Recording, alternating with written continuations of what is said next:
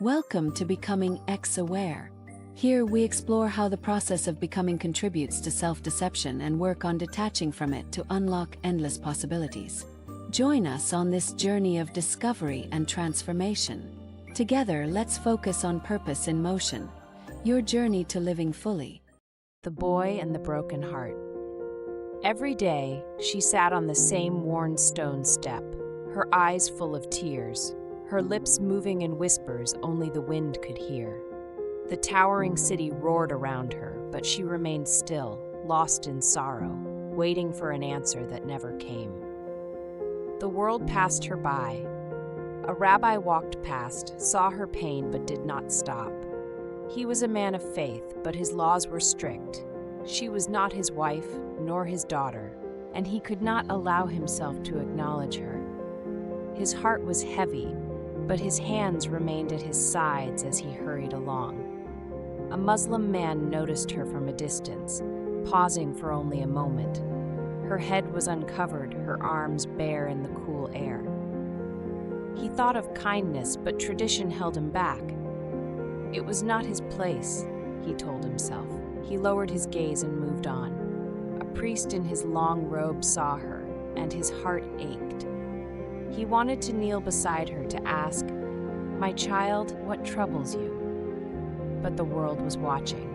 He had taken vows, and though compassion stirred within him, fear of perception silenced him. He walked away, offering only a whispered prayer. And then a boy of 12 stopped. His sneakers were worn, his backpack hung loosely from his shoulders. Unlike the others, he did not hesitate. He did not weigh rules, customs, or fears. He simply stopped. "May I ask you something?" he said softly. The woman, startled, looked up, her tear-filled eyes meeting his. "Are you okay?" he asked again. She did not respond right away. No one had asked her that, not in a long time.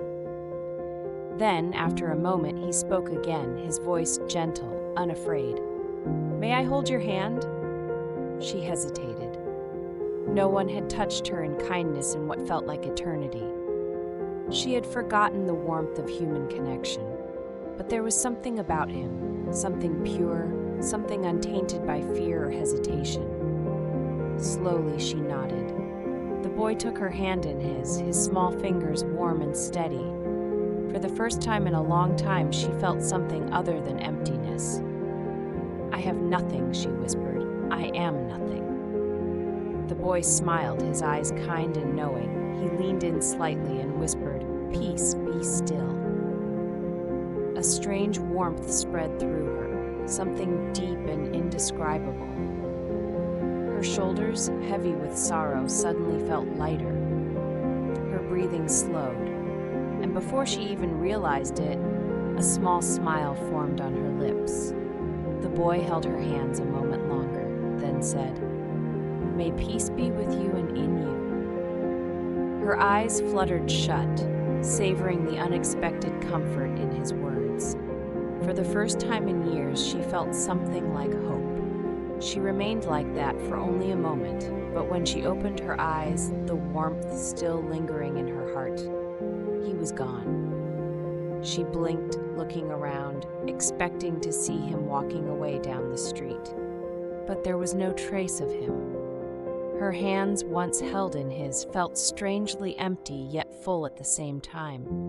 Her mind swirled. Who was he? What was he? How could someone so small make me feel so whole? Still feeling the weight of his presence, she rose from the step where she had sat for so many sorrowful days. She climbed the outside stairs of the brownstone back to her unit, her heart lighter than it had been in years.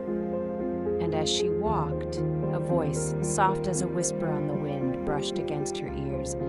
"Peace be upon you and within you." She closed her eyes, still smiling. And for the first time in a long time, she believed it. If our time together has inspired you to turn away from personas and move toward true discovery, we'd love for you to subscribe, comment, and share. Let's embrace life fully right here, right now.